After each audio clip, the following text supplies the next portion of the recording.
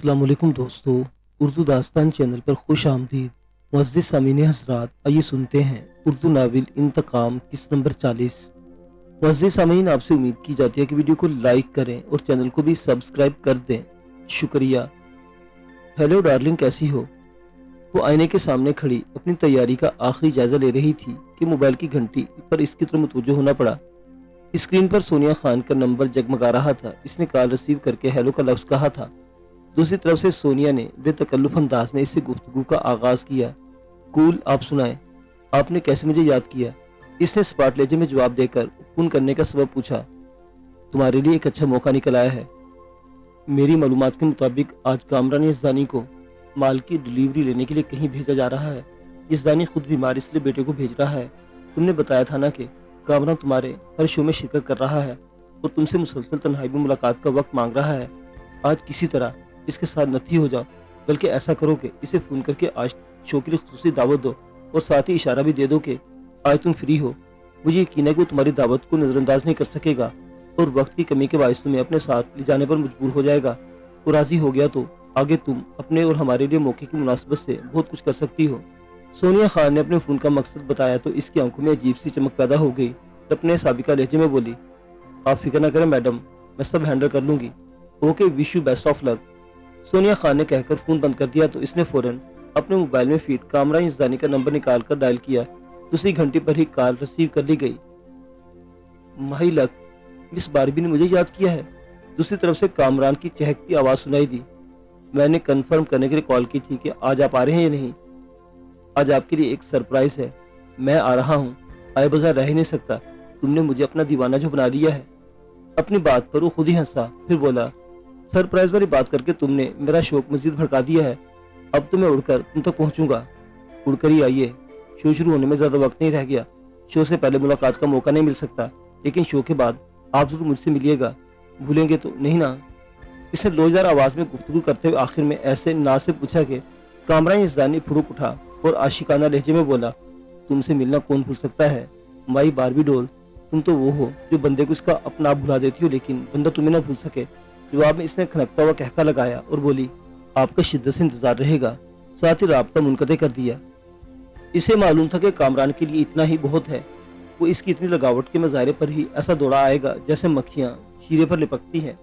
Phone बंद करने के बाद वो कामरान यज़दानी से मुलाकात की तैयारी करने लगी। फिर अलमारी खोलकर इसकी एक खुफिया दराज में रखी शीशे की छोटी सी ट्यूब निकाल ली। इस ट्यूब में मौजूद नन्ही सी शय ऐसा खतरनाक हथियार साबित हो सकती थी कि वो बगैर किसी असले को इस्तेमाल किए बगैर कामरान यज़दानी को ज़ेर कर सकती थी। ट्यूब को अपने खूबसूरत से क्लच में रखते हुए इसकी आंखों में एक शिकारी की सी चमक थी। अभी वो इस काम से फारिग हुई थी कि इंटरकॉम बज उठा। दूसरी तरफ हस्बे तोक़्फ़ो इंतजामे का आदमी था जो इसे इत्तला दे रहा था कि शो का वक्त हो चुका है और इसे लेने के लिए 2 सिक्योरिटी गार्ड इसके सूट के दरवाजे पर पहुंच चुके हैं। इंटरकॉम का रिसीवर रख इसने आने पर एक आखिरी नजर डाली और अपनी तैयारी से मुकम्मल तौर पर मुतमईन होकर दरवाजे की तरफ बढ़ी। यूनिफॉर्म में मलबूस गार्ड हस्बे इत्तला इसके मुंतजिर थे। वो एक शान बेनियाजी से इनके जलों में आगे बढ़ने लगी। इसे मालूम था कि वो इस होटल की इंतजामिया की नाक का बाल बनी हुई है, क्योंकि इसकी वजह से वो बेतहाशा कमा रहे हैं। जिस शो में परफॉर्म करती थी वो कोई आम शो नहीं था जहां हर एरा गैरा मुंह उठाकर चला आए। एरो गैरों की तो इस शो को इतला भी नहीं थी और सिर्फ हाई क्लास के लोगों को बहुत महंगे टिकट के इवज वहाँ मदऊ किया जाता था। इसकी इतला के मुताबिक इस शो में मुकामी परफॉर्मर को बहुत कम मौका दिया जाता था। गिनती के चंद एक नामी ग्रामी हीरोइनें जो फिल्म इंडस्ट्री के डूबने के बाद घरों में बेकार बैठी थी और कमाने के लिए ऐसे मौके की मुतलाशी रहती थी, इस शो तक रसाई हासिल कर सकती थी, वरना ज्यादातर गैर मुल्की फनकारों ही से काम लिया जाता था। इसका तारुफ भी गैर मुल्की फनकारा ही के तौर पर करवाया गया था और इसके बारे में ये गब्बाजी की गई थी कि फिलहाल वो थिएटर की दुनिया से वाबस्ता है, लेकिन हॉलीवुड की एक फिल्म साइन कर चुकी है जिसकी शूटिंग जल्द शुरू होने वाली है। लोगों को इस गप पर यकीन था या नहीं, लेकिन वो इसके हुस्न और परफॉर्मेंस की कशिश में वहाँ खींचे चले आते थे। आज भी वो स्टेज पर पहुंची तो इसके मद्दाहों की एक बड़ी तादाद हॉल में मौजूद थी। इनमें से कुछ नए चेहरे थे, जबकि कई ऐसे थे जो कई बार इसके शो में शिरकत कर चुके थे, फिर भी हर नए शो में दोबारा खींचे चले आते थे। कामरान यज़दानी उर्फ कामी भी इसके ऐसे ही मतवालों में शामिल था। इसने हस्बे मामूल दीवानों को मजीद दीवाना बना डालने वाली परफॉर्मेंस का मुजाहरा किया और जब वो बेकाबू होने लगे तो स्टेज से गायब हो गई। इसे मालूम था कि इन दौलतमंदों के होश उड़ाने में इसके हुस्न और परफॉर्मेंस के अलावा कुछ हिस्सा इस शराब का भी था कि होटल का अपना खुसूसी ब्रांड थी और जिसे लोग बहुत शौक से नोश करते थे। अपने कमरे की तरफ जाते जाते इसने सिक्योरिटी को आगाह कर दिया था कि कामरान यज़दानी इससे मिलने के लिए आए तो इसे रोका ना जाए। ऐसे ही हुआ। इसके चंद मिनट बाद ही कामरान भी इसके कमरे में पहुंच गया। मेरे पास टाइम कम था, लेकिन तुम्हारे सरप्राइज ने मुझे यहाँ से जाने नहीं दिया। इसके मोमी हाथ को अपने हाथ में लेकर मुसाफा करते हुए फिदवियाना लहजे में बोला। मुसाफा करने के बाद भी इसके हाथ को नहीं छोड़ा था और मुसलसल अपने हाथ में दबाता गोया इसके गुदार से लुत्फानंदोज हो रहा था। इसने कामी की हरकत नजरअंदाज कर दी और होंठों पर कातिलाना मुस्कुराहट सजाते हुए बोली, मेरे सरप्राइज से पहले आपने वक्त की कमी की बुरी खबर सुना दी, वरना सरप्राइज तो यही था कि आज मेरे पास आपके लिए वक्त ही वक्त था और मैं अपनी पूरी रात भी आपके नाम कर सकती थी। रियली? इसकी बात सुनकर कामरान के मुंह से राल टपकने लगी। मैं आपसे मजाक नहीं कर रही हूँ। ये खुद अफसोस था कि एक पुरकशिश और हैंडसम नौजवान मुसलसल मुझसे वक्त मांग रहा है, लेकिन मैं इसे मायूस की जा रही हूँ। इसलिए आज जब ढंग से फुर्सत मिली तो आपसे राब्ता कर लिया। वो बड़े नाज से और लोजदार आवाज में इससे मुखातिब थी कि मेरी बेड लक है कि मुझे आज एक अहम बिजनेस डील के लिए शहर से बाहर जाना है। कामरान वाकई शदीद मायूसी का शिकार नजर आ रहा था। आज के बाद मेरा आपको टाइम देना मुश्किल होगा। जल्द मैं पाकिस्तान से वापस जाने वाली हूँ। मेरे प्रोड्यूसर की कॉल आई थी, मेरे यहाँ रहने से खुश नहीं है। धमकी दे रहा था कि अगर मैं फौरन वापस नहीं आई तो वो फिल्म से मेरा नाम ड्रॉप कर देगा। मैं इतना बड़ा रिस्क नहीं ले सकती, इसलिए मैंने वापसी का फैसला कर लिया है। वैसे भी कुछ अरसे के बाद शूटिंग के लिए मुझे वापस जाना ही था। इसने अपने चेहरे पर अफसरदा तासुरात सजा लिए। ओह नो, तुम इतनी जल्दी कैसे वापस जा सकती हो? कामरान को इसकी इत्तला से झटका लगा। मैंने कहा ना कि मुझे हर हाल में जाना है। तुम आज के लिए कुछ अरेंज कर सकते हो तो कर लो। मैं तुम्हारी इतना कर सकती हूँ, अगर तुम चाहो तो तुम्हारे साथ चल लूँ। तुम अपनी बिजनेस डील भी देख लेना, साथ हम तफरी भी कर लेंगे। इसने बहुत चालाकी से कामरान के आगे चारा डाला। ये तो बड़ी जबरदस्त सफर है, लेकिन सोच लो कि हमें अभी कुछ देर में ही निकलना है और सफर भी थोड़ा तवील है, कहीं बाद में शिकायत न करना। इसकी पेशकश पर कामरान की बाछी खिल गई। नो प्रॉब्लम, मुझे लॉन्ग ड्राइव पसंद है, बस गाड़ी आरामदेह होनी चाहिए ताकि हम सफर को एंजॉय कर सके। इसने एक अदा से सर को झटके देते हुए जवाब दिया तो कामरान खुश हो गया और बाछें फैलाते हुए बोला, गाड़ी की फिक्र न करो। गाड़ी इतनी जबरदस्त है कि पाकिस्तान में गिनती के चंद लोग ही ऐसी गाड़ियां इस्तेमाल करते हैं। बस तो फिर ठीक है, मैं तुम्हारे साथ चलने के लिए तैयार हूँ। बस होटल मैनेजमेंट को अपनी रवानगी की इत्तला दे दूं। इसने कहा और अपना मोबाइल निकालकर सोने का नंबर डायल किया। मैं कामरान यज़दानी के साथ बाहर जा रही हूँ, वापसी शायद कल तक हो। कॉल रिसीव होती इसने ये इत्तला दी और राब्ता मुनक़ते कर दिया। होटल इंतजामिया को वो ऐसी कोई इत्तला देने की पाबंद नहीं थी। इसे सिर्फ शो के वक्त वहाँ मौजूद होना पड़ता था। इंतजामिया भी इसे सिर्फ होटल के अंदर सिक्योरिटी देने की पाबंद थी। बाहर ये जिम्मेदारी सोने ने उठा रखी थी, इसलिए इसने इसे इत्तला दी थी। इत्तला देने के बाद इसने मोबाइल को भी अपने क्लच में रखा और कामरान को 1 मिनट रुकने का कहकर स्वीट के दूसरे हिस्से में चली गई। वापस आई तो इसे एक लंबा सा गाउन पहन रखा था और सर पर एक जालीदार हैट था। जाली ने इसके चेहरे पर गिराई और बोली, लोगों की नजरों से बचने के लिए इंतजाम जरूरी था। कामरान इसकी बात सुनकर तफहीमी अंदाज में सर हिलाया और इसका हाथ पकड़ के इसके साथ कमरे से बाहर निकल गया। चलते हुए इसकी चाल में हल्की सी लंगड़ाहट महसूस हुई थी।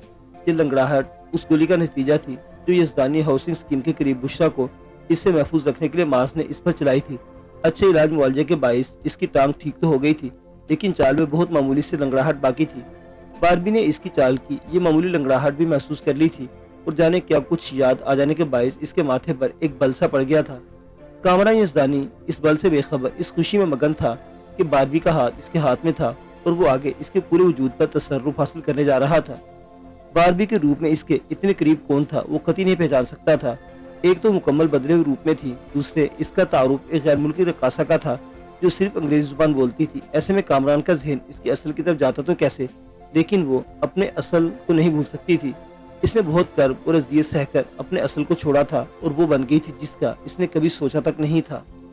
सब ठीक है, शकील सुमरू के अंदर मौजूदगी कन्फर्म है। सरमद ने किसी से बात करके अपना मोबाइल बंद किया तो गाड़ी की पिछली नशीस पर मौजूद आलम शाह ने इससे दरियाफ्त किया, जी सही, मैंने कन्फर्म कर लिया है। हमारे बंदे इस वक्त शकील सुमरू के घर के आसपास ही हैं। जैसे हमारी तरफ से इशारा मिलेगा वो एक्शन में आ जाएंगे। हस्बे आदत सरमद ने इसे मुअद्दिबाना लहजे में जवाब दिया। ये वही था जिसने आलम शाह के हुक्म पर न सिर्फ शकील सुमरू का घर ढूंढ निकाला था बल्कि घर के सिक्योरिटी के बारे में भी सारी मालूमात हासिल कर ली थी। इसके बंदे मुसलसल शकील सुमरू के घर की निगरानी कर रहे थे और अब रात गए वो लोग शकील सुमरू के घर में मौजूदगी के यकीन के साथ इससे दो दो हाथ करने जा रहे थे। मजीद चंद मिनट की ड्राइव के बाद वो इसके घर तक पहुंच गए। ये बहुत बड़ा और आलीशान घर था। गांव में भी सुमरू खानदान बहुत बड़ी हवेली नुमा घर में रहता था। हालांकि चंद साल कबल लतीफ सुमरू इतना बड़ा जिम्मेदार नहीं था। गुज़श्ता चंद सालों में ही इसने साजिशों और चालों की मदद से अपनी ज़मीनों में इजाफा किया था। फिर भी वो इतना बड़ा जिम्मेदार नहीं था जितना इसके पास रुपया नजर आने लगा था।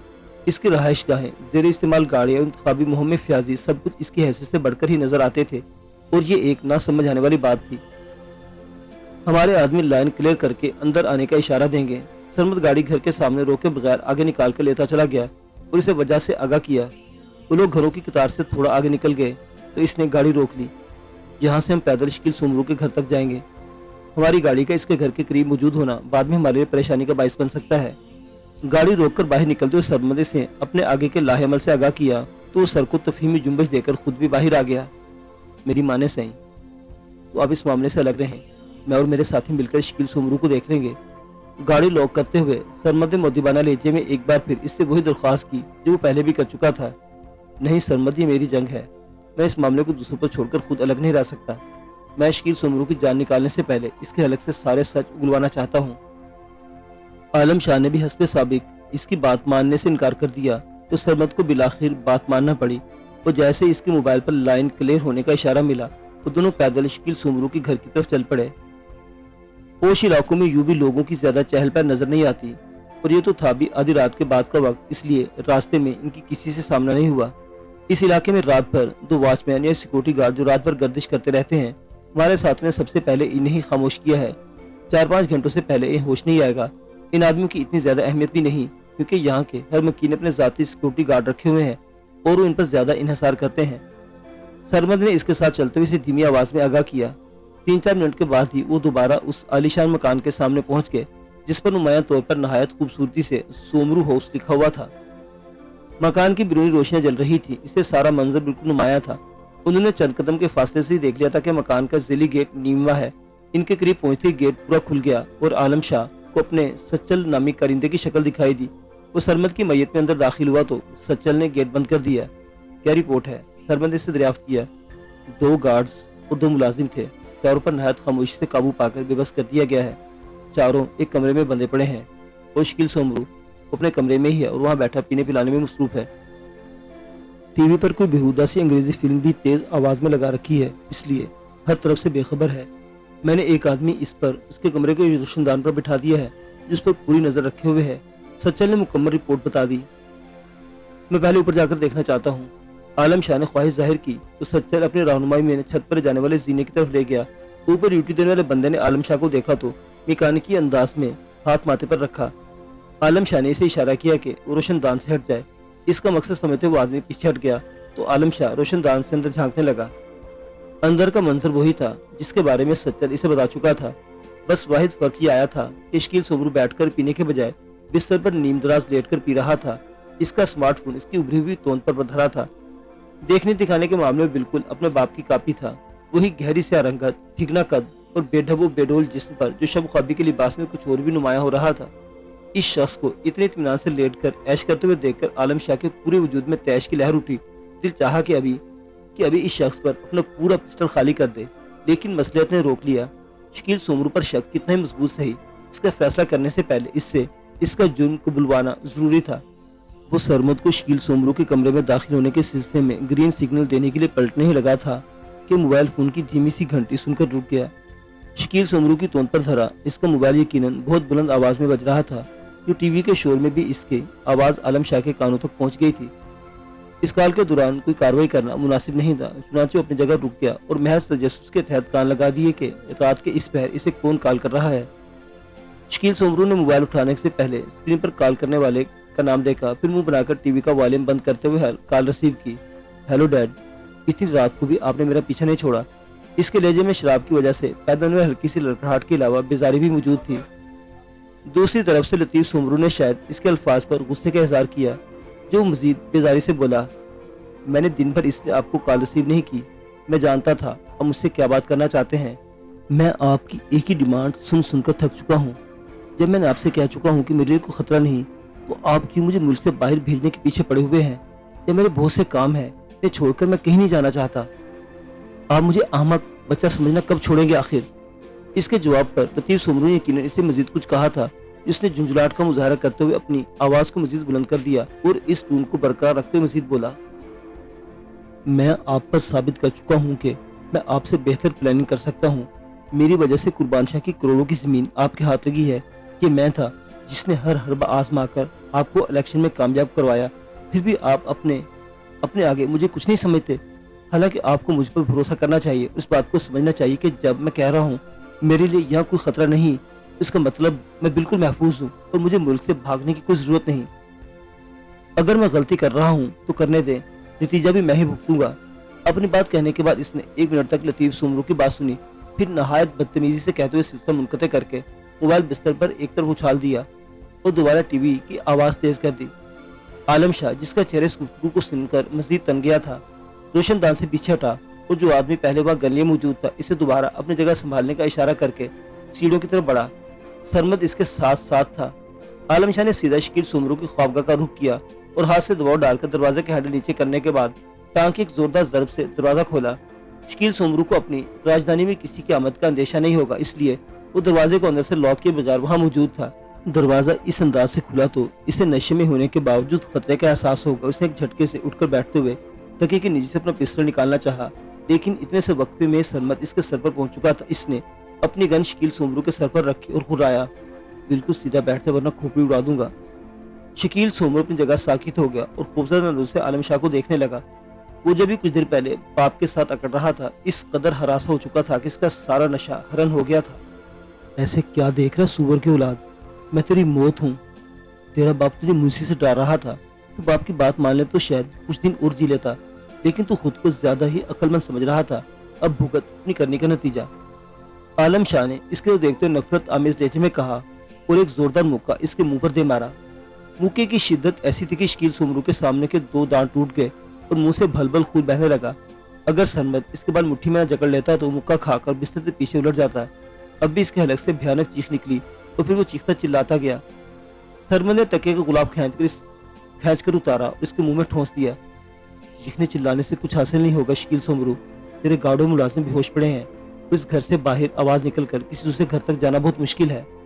आलम शाह ने तमस्खुर उड़ाने के अंदाज में इसे इसकी पोजीशन का एहसास दिलाया और सरमद को इशारा किया।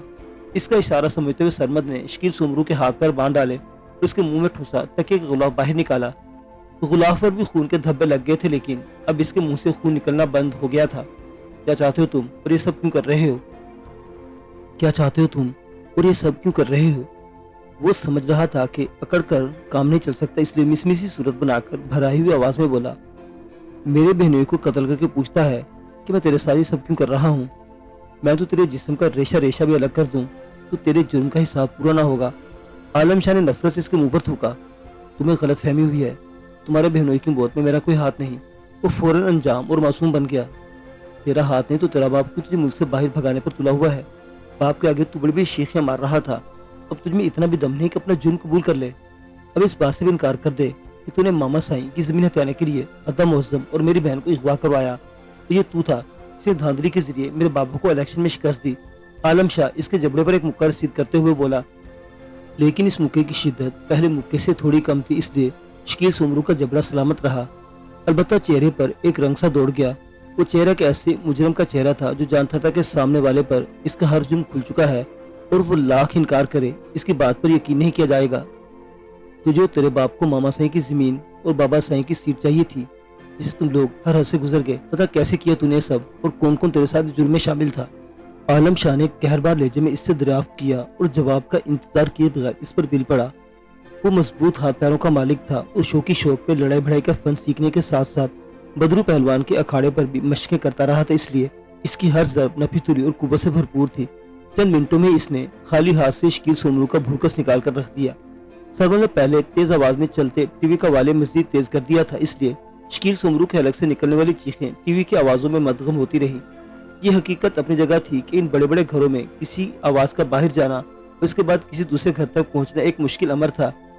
ऊपर मौजूद आदमी ने सरमद का इशारा पाकर रोशनदान का शीशा तक बंद कर दिया था, इसलिए आवाज के खराज का रास्ता भी बंद हो गया और शकील सुमरू मुकम्मल तौर पर आलम शाह के रहमो करम पर था।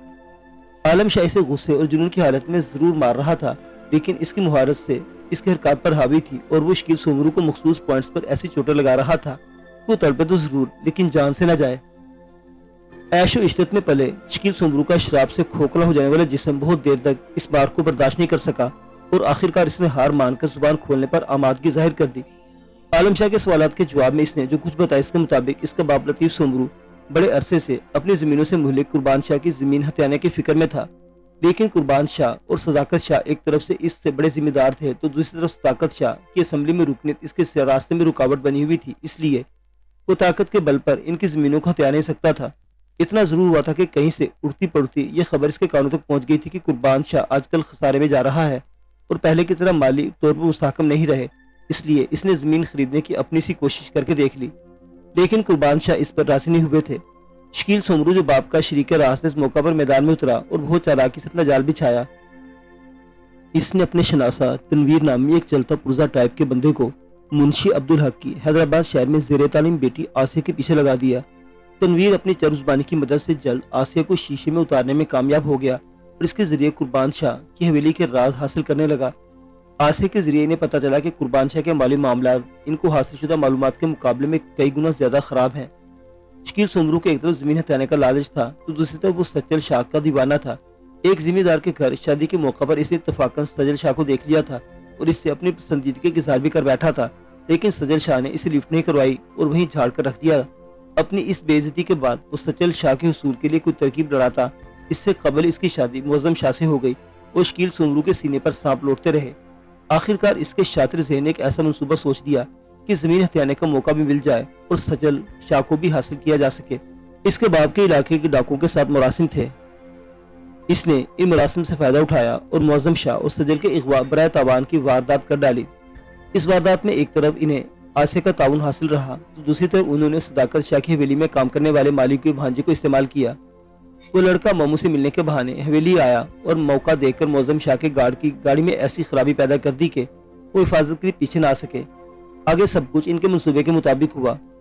مالی طور پر کلاش قربان شاہ کو تاوان کی بھاری رقم کی ادائیگی کے لیے منطقی طور پر زمین بیچنے کا خیال آیا۔ لطیف سومرو کی صورت میں گاہک پہلے ہی سامنے موجود تھا، سو اسی سے رابطہ کیا گیا اور مجبوراً مارکیٹ ویلیو سے کم زمین کی قیمت وصول کر لی گئی۔ رقم کی باپ بیٹے کو فکر نہیں تھی کہ تاوان کی صورت میں رقم نہ صرف دوبارہ ان کے پاس واپس آ جاتی بلکہ اس رقم سے زیادہ ہی ہوتی جو انہوں نے زمین کے لیے ادا کی تھی۔ سب کچھ ان کے منصوبے کے عین مطابق چل رہا تھا۔ شکیل سومرو اپنے شخص کو ظاہر کیے بغیر سجل شاہ کو قید میں حاصل کرنے کی کوشش بھی کر چکا تھا اور اس کا ارادہ تھا کہ دونوں میاں بیوی کو رہائی دینے سے پہلے ایک بار تو ضرور اپنے دل کے ارمان نکالے، لیکن یہاں ان کا منصوبہ تلپٹ ہو گیا اور معظم اور سجل ان کی قید سے بھاگ نکلنے میں کامیاب ہو گئے۔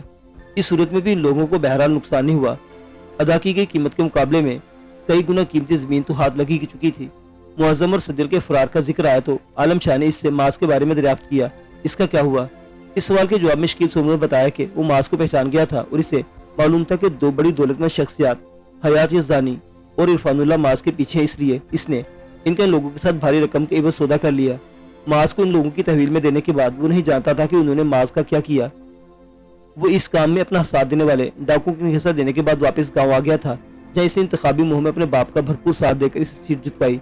عالم شاہ نے اس سے آسیہ اور منشی عبدالحق کے خاندان کے بارے میں دریافت کیا تو پتہ چلا کہ عالم شاہ پر حملہ کرنے والا منشی کا نومر بیٹا ہی تھا، جسے بچانے کے لیے منشی کو خاندان سمیت فرار ہونا پڑا اور آسیہ کو بھی اسپتال سے نکال کر منظر سے ہٹا لیا گیا۔ اس سارے کام میں تنویر نے لوگوں کا ساتھ دیا تھا اور وہی جانتا تھا کہ وہ لوگ کہاں چھپے ہوئے ہیں۔ عالم شاہ نے تنویر کے بارے میں زیادہ معلومات حاصل کرنے کی کوشش نہیں کی اور معظم شاہ کے قتل کے معاملے کے بارے میں جانکاری کرنے لگا۔ اس موقع پر شکیل سومرو کی زبان پھر سچ اگلنے سے رک گئی اور اس نے الٹے سیدھے بہانے بنائے کی کوشش کی تو عالم شاہ کو دوبارہ اپنے ہاتھوں کو حرکت دینا پڑی۔ تھوڑی سی مزید ٹھکائی کے بعد اس نے اعتراف کر لیا کہ زمین کے سلسلے میں بات چیت کے لیے آنے والے معظم شاہ کے ساتھ اس کی تلخ کلامی ہوئی تھی۔ سجل شاہ کے حوالے سے وہ یوں بھی معظم شاہ کو اپنا رقیب تصور کرتا تھا، اس لیے اس موقع پر برداشت نہیں کر سکا۔ اپنے باپ کو آگاہ کیے بغیر ڈاکو سے رابطہ کر کے انہیں ہدایت کر دی کہ وہ راستے میں ہی معظم شاہ کے ساتھیوں کو قتل کر دیا جائے۔ وہ خود بھی معظم شاہ کے پیچھے گھر سے نکل پڑا تھا اور اس نے ڈاکوں کی معظم شاہ کی گاڑی کو گھیرے میں اور اس کے گارڈز کو ہلاک کرنے کا منظر اپنی آنکھوں سے دیکھا تھا۔ اس کے بعد وہ اپنی رہائش گاہ پر واپس آ گیا اور لطیف سومرو کی باز پرس پر اس کے سامنے معظم شاہ کے قتل کا اعتراف کر لیا تھا۔ اس کے باپ کو اس کی یہ حرکت پسند نہیں آئی تھی اور اس نے اسے سخت سرزنش کی تھی کہ اس نے معظم شاہ کا قتل کر کے ایک بڑی حماقت کی ہے، اس کے لیے مسائل پیدا کر دیے ہیں۔ اسے یہ بھی اندیشہ تھا کہ معظم شاہ کا خاندان اس کے قتل کا شک سومرو خاندان پر ہی کرے گا، چنانچہ اس نے اسی رات شکیل سومرو کو شہر روانہ کر دیا۔ اس پر مسلسل زور دے رہا تھا کہ وہ فوری طور پر بیرون ملک منتقل ہو جائے۔ بعد میں وہ حالات کا رخ دیکھ کر اسے واپس بلا لے گا۔ لیکن شکیل سومرو نے اس کی بات نہیں مانی۔ اس کا خیال تھا کہ اس کا باپ غیر ضروری احتیاط پسندی کا مظاہرہ کر رہا ہے، ورنہ معظم شاہ کے خاندان کے پاس ایسا کوئی گواہ یا ثبوت نہیں تھا جس کی بنیاد پر وہ انہیں قاتل قرار دے سکتے۔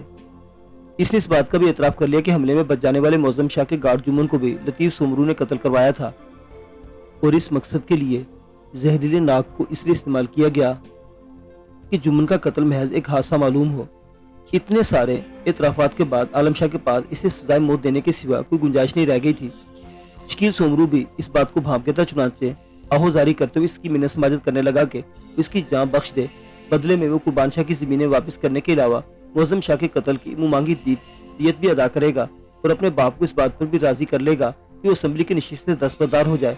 عالم شاہ نے اس کی ساری باتیں سنی اور نفرت سے ٹھوکر لگاتے ہوئے بولا، تو اور تیرا باپ اپنے آپ کو بیچ کر بھی عدم معظم کے قتل کی دیت ادا نہیں کر سکتے۔ میری بہن کا سہاگ اتنا سستا نہیں تھا جتنی تو اس کی قیمت لگا رہا ہے، اور تجھ پر تو اس کے علاوہ بھی بہت سا قرض ہے۔ میری بہن پر بری نظر ڈالنے اور میرے پیارے دوست کو موت کے منہ میں دینے کے جرائم کو تو معمولی سمجھتا ہے؟ تیرا تو ہر جرم اتنا سنگین ہے کہ اس کے بدلے میں تجھے ایک بار نہیں 10 بار قتل کرنا چاہوں گا۔ مجھے قتل کر کے تم بھی سکون سے نہیں رہ سکو گے۔ میرا باپ سمجھ جائے گا کہ یہ تم لوگوں کی حرکت ہے، میرے خون کا بدلہ وہ تمہارے خاندان کے بچے بچے سے لے گا۔ میرے باپ کو اتنا معمولی آدمی نہ سمجھنا، وہ تمہاری حویلی کی اینٹ سے اینٹ بجا دے گا۔ شکیل سومرو نے دیکھا کہ منت سماجت سے بات نہیں بن رہی تو دھمکیوں پر اتر آیا، تجھ کو جہنم میں پہنچا دوں کہ تیرے باپ کو بھی دیکھ لوں گا۔ عالم شاہ تیش کے عالم میں بولا اور خاموش کے سرمد کی طرف ہاتھ بڑھایا۔ اس کا مقصد سمجھے سرمد نے اپنی گن اسے تھما دی۔ ایک دوسری گن اس کے بغلی ہولسٹر میں اب بھی لٹکی ہوئی تھی۔ عالم شاہ گن کو تھامے شکیل سومرو پر جنونی کیفیت طاری ہو گئی اور وہ اسے گندی گالیاں دینے لگا۔ مرتے ہوئے گالی نہیں دیتے، کلمہ پڑھتے ہیں، لیکن تو کتے کا تخم اس بات کو کیسے سمجھے گا؟ تیری تو فطرت میں ہی بھونکنا اور بھونکتے رہنا ہے۔ عالم شاہ نے اس کی گالوں کے جواب میں استہزائی لہجے میں کہا اور ٹریگر پر انگلی کا دباؤ ڈالا۔ ابھی پورا دباؤ نہیں پڑا تھا کہ باہر سے بھاگتے ہوئے قدموں کی آواز سنائی دی۔ اس شخص تیزی سے داخل ہوا، انہی کا بندہ تھا۔ عالم شاہ نے اس کے طرف متوجہ ہو کر اس سے سوالی نظر سے دیکھا۔ پولیس کی گاڑی سائرن بجاتی ہوئی اس طرف آ رہی ہے، لگتا ہے کوئی گڑبڑ ہے۔ اس شخص نے اطلاع دے دی تو عالم شاہ کو بھی تشویش ہوئی اور خیال آیا کہ شاید اس کے اندازوں کے برعکس شکیل سومرو کے چیخنے چلانے کی آوازیں آس پڑوس کے کسی گھر میں سن لی گئی ہے اور انہوں نے پولیس کو اطلاع دے دی ہے، اس لیے پولیس کی گاڑی اس طرف آ رہی ہے۔ لیکن حقیقت اس سے ذرا مختلف تھی۔ علاقے کی نگرانی پر مامور نائٹ ڈیوٹی کرنے والے سیکورٹی کمپنی کے افراد کمپنی کی طرف سے اس بات کے پابند تھے کہ ہر 2 گھنٹے بعد رپورٹ کریں۔ بے ہوش پڑے ہونے کی وجہ سے وہ افراد اس معمول پر عمل نہیں کر سکتے، تو کمپنی والوں نے پہلے خود ان سے رابطہ کرنے کی کوشش کی اور جب ناکام رہے تو علاقے کے تھانے کو صورتحال سے آگاہ کر کے کسی گڑبڑ کا اندیشہ ظاہر کر دیا۔ کمپنی اچھی ساکھ کی مالک تھی، اس کا مالک پہنچ والا بندہ تھا، اس لیے پولیس والوں کو حرکت میں آنا پڑا اور صورتحال کا جائزہ لینے کے لیے ایک گاڑی روانہ کر دی گئی۔ سب لوگ فوراً یہاں سے نکلنے کی کرو، ہم بھی نکلتے ہیں۔ عالم شاہ خود یا اپنے ساتھیوں کا پولیس کی گرفت میں جانا قطعی افورڈ نہیں کر سکتا تھا، چنانچہ تیز لہجے میں حکم دیا اور ایک بار پھر شکیل سومرو کی طرف متوجہ ہوا۔ پولیس کے آمد کی اطلاع سن کر اس کے چہرے پر امید کی کرن سی روشن ہو گئی تھی۔ تجھے میں کسی صورت نہیں چھوڑ سکتا، عالم شاہ بڑبڑایا اور ہونٹ بھیجتے ہوئے لگاتار کئی فائر اس کی طرف جھونک دیے۔ اس کی چلائی ہوئی گولیوں میں سے ایک شکیل سومرو کی آنکھ میں لگی، دوسری جبڑے میں اور تیسری شانے میں گھس گئی۔ بندھی ہوئی حالت میں پڑا شکیل سومرو گولیاں کھا کر ٹھیک سے تڑپ بھی نہ سکا۔ ان لوگوں کے پاس بھی اس کو تڑپتے ہوئے دیکھنے کا وقت نہیں تھا، چنانچہ وہ دروازہ کھول کر تیز سے باہر کی طرف بھاگے۔ سرمد بغلی ہولسٹر سے گن نکال کر اپنے ہاتھ میں لے چکا تھا اور ساتھ ہی اپنے بندوں کے ساتھ رابطے میں بھی تھا۔ پولیس موبائل کے سائرن کی آوازیں اب خود انہیں بھی سنائی دے رہی تھی۔ پولیس علاقے کو گھیر رہی ہے، اگر ہمیں ذرا سی بھی دیر ہوئی تو بری طرح پھنس جائیں گے۔ سائیں کو لے کر فوراً یہاں سے نکلو، ہم لوگ کور دینے کے لیے آس پاس رہیں گے۔ سرمد نے اپنے کان کے ساتھ لگے ایئر پیس میں سچل کی گھمبیر آواز سنی۔ ٹھیک ہے، ہم یہاں سے نکل رہے ہیں، لیکن تم میں سے بھی کسی کو پولیس کے ہاتھ نہیں آنا چاہیے، جیسے بھی ہو سکے ہر حال میں یہاں سے نکل بھاگو۔ سرمد نے تیز لہجے میں سے ہدایت دی اور عالم شاہ کو لے کر گھر سے باہر نکل گیا۔ اس بار انہوں نے عقبی دروازے کا استعمال کیا تھا کیونکہ سامنے تو اطلاع کے مطابق پولیس پہنچ چکی تھی۔ باہر نکل کر وہ لوگ محتاط انداز میں لیکن تیزی سے اس سمت بڑھنے لگے جہاں ان کی گاڑی کھڑی تھی۔ سرمد نے بڑی ذہانت سے ہر بات کا خیال رکھ کر اس مہم کی تیاری کی تھی، اس لیے کپڑوں اور جوتوں سے لے کر زیر استعمال گاڑیوں، اسلحے اور موبائل فونز کی طرف سے بھی پوری احتیاط برتی گئی تھی۔ اسلحہ غیر قانونی تھا، گاڑیوں پر جعلی نمبر پلیٹس لگی ہوئی تھی اور موبائل فونز اور ان کی سمیں ان میں سے کسی کے نام پر رجسٹر نہیں تھی۔